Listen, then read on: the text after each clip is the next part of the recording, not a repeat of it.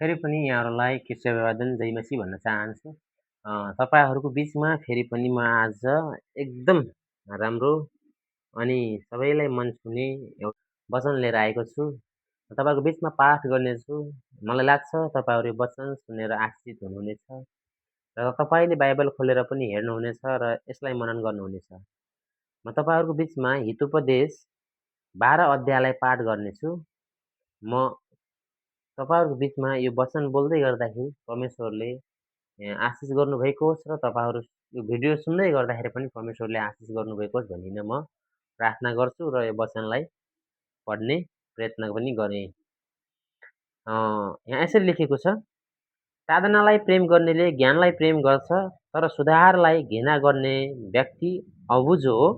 असल मानिसले परमप्रभुको निगाह प्राप्त गर्छ, तर दुर्तलाई चाहिँ परमप्रभुले दोषी ठहराउनुहुनेछ। दुष्टताले मानिस स्थापित हुन सक्दैन, तर धर्मीको जरा भने उखेल्न सकिने छैन। चरित्रवान पत्नी आफ्ना पतिको मुकुट हो, तर अपमान ल्याउने पत्नी चाहिँ तिनका हड्डी सडेको जस्तै हो। धर्मीका योजनाहरू न्यायसङ्गत हुन्छन्, तर दुष्टका सल्लाहहरू छलपूर्ण हुन्छन्। दुष्टको वचनले कसैको रगत बगाउन रोकिरहन्छ, तर धर्मीको वचनले तिनीहरूलाई छुटकारा दिन्छ। दुष्ट मानिसहरू फालिन्छन् र तिनीहरू रहने छैनन्, तर धर्मीको घर दृढता साथ खडा रहन्छ। मानिसलाई त्यसको बुद्धि अनुसारको प्रशंसा गरिन्छ, तर बाङ्गो टेढो मन भएको मानिस तुच्छ ठहरिने छ। अनि वचनले हामीलाई असाध्यै गहिरोसँग छोएको छ र वचन पढाइमा प्रभुले आशिष गर्नुभएको होस्। म अघि अपेक्षा गर्छु तपाईँहरूले वचन सुन्दै गर्दा तपाईँहरू पनि आशिषित हुनुहुनेछ होइन। मुख्यतया कुरो म तपाईँहरूलाई के भन्न चाहन्छु भन्दाखेरि होइन, प्रेम गर्नेले ज्ञानलाई प्रेम गर्छ क्या। प्रेम गर्नेले ज्ञानलाई प्रेम गर्छ होइन। अनि म ज्ञान, बुद्धि, विवेक, सहनशीलता होइन, त्यही त हो नि, संस्कार, डिसिप्लिन होइन, अनि एउटा इमान्दारिता होइन, अनि तपाईँको आदर सम्मान इत्यादि कुराहरू। त्यो चाहिँ के भन्दाखेरि अनि ज्ञानलाई प्रेम गर्ने मान्छेले यी कुराहरूलाई चाहिँ ग्रहण गर्दछ र प्रयोग गर्दछ। तर सुधारलाई घृणा गर्ने व्यक्ति अबुझ हो। तर हरेक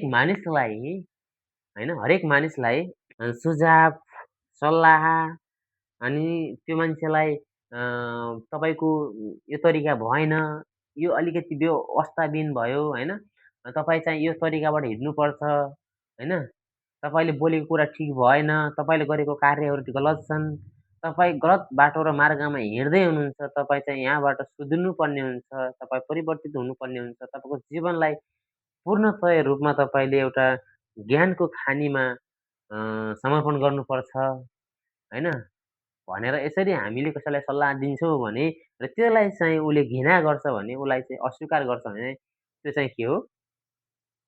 अबुझ व्यक्ति हो भनेर भनेको छ। अनि असल मानिसले परमप्रभुको निगाह प्राप्त गर्छ, तर धूर्तलाई चाहिँ परमप्रभुले दोषी ठहराउनुहुन्छ होइन। अनि असल मानिसले परमप्रभुको निगाह प्राप्त गर्छ अरे यदि तपाईँ असल काम गर्नुहुन्छ, राम्रो काम गर्नुहुन्छ, ज्ञानको काम गर्नुहुन्छ, बुद्धि र विवेकले काम गर्नुहुन्छ भने परमप्रभुले तपाईँलाई के गर्नुहुन्छ? निगाह प्राप्त गराइदिनुहुन्छ, दिनुहुन्छ। अनि धूर्तलाई चाहिँ के भन्छ? त्यो जसले चाहिँ नराम्रो कुराहरूलाई चाहिँ बढी प्रयोग गर्ने, त्यो कुरालाई मन लगाउने र त्यतातिर धेरै लगाव हुने मान्छेलाई के गर्नुहुन्छ? उहाँले दोषी ठहराउनुहुनेछ। दुष्टले मान्दैन, तर धर्मीको जरा भने उखेल्न सकिने छैनन् होइन। अनि दुष्टतामा मानिस स्थापित हुन सक्दैन होइन, किनभने मान्छे खराब मान्छे भइसक्यो भने मान्छेलाई के भन्छ भने नराम्रो व्यवहार गर्यो भने, मान्छे नराम्रो बोली गर्यो भने, नराम्रो व्यवहार उसको कुनै पनि कुराहरू उसँग चाहिँ ठिकसँग छैन भने हरेक मान्छेहरूले चाहिँ गिल्ला गर्छ, घृणा गर्छ, हेला गर्छ। त्यो मान्छे के हुन्छ? दुष्टताले भरेको स्थापित भएको मान्छे हुन्छ। त्यो मानिस स्थापित हुन सक्दैन, किनभने मानिस त हो, शारीरिक बनावट मानिस हो, तर उसको व्यवहार छैन भने त्यो मानिस हुनै सक्दैन।